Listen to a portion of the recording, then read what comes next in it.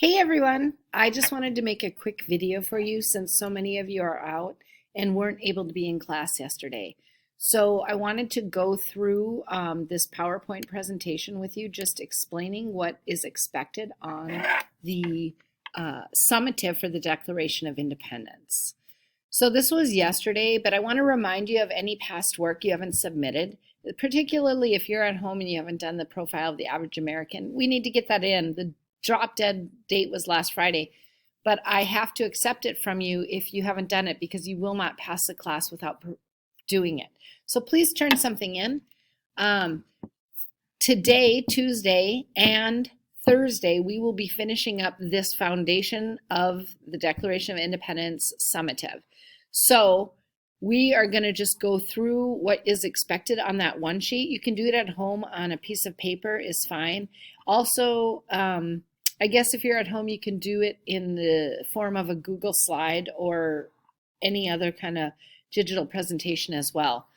But the ideal is to do a one sheet. Since you're going to be gone this long, though, it doesn't make sense. So you can go ahead and do it digitally. I'm going to go through really quickly the sections, what's to be expected, and where to find the answers. And your ability to see how these things a long time ago affect you today and make those connections of how it impacts our lives as American is truly the most important part. We can learn the dates and the details of events, but we really want to bring it home and see how does it affect us today.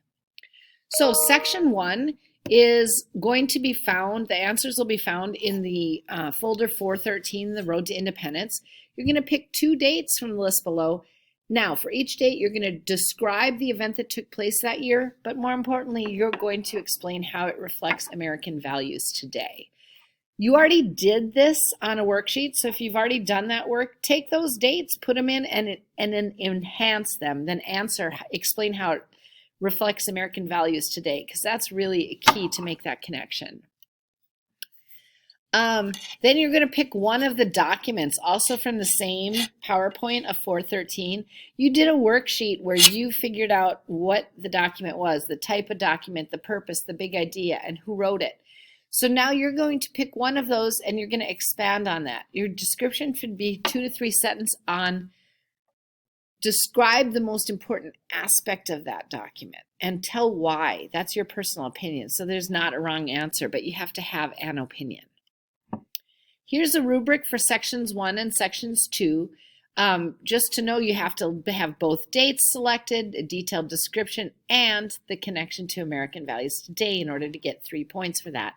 In section 2, you have to have one document described and a thorough 2 to 3 sentence description and opinion included as well. Section 3 is that you're going to pick a vocabulary term from the list below, explain how it was important to the founders and how it impacts American values today. Section 4, you're going to look at these 3 historical figures and describe one of their contributions to the Declaration of Independence. And there's the rubrics for section 3 and 4. For section 5, you're going to pick 2 quotes out of the Declaration of Independence, and one, you're going to translate it into your own words. Again, we did this last Thursday, so if you've already done the work, you're able to take that work from your existing worksheet into student-friendly language and describe how it reflects the current ideals of American society. And for the other, it's different. So look here. You're going to translate it again into modern student-friendly language. Don't use the interpretations that are on the document in the folder. I will know that. But you're going to describe how it reflects the current challenges that we face in American society also. So that's a little spin. And you'll see that in the rubric there's 5A and 5B.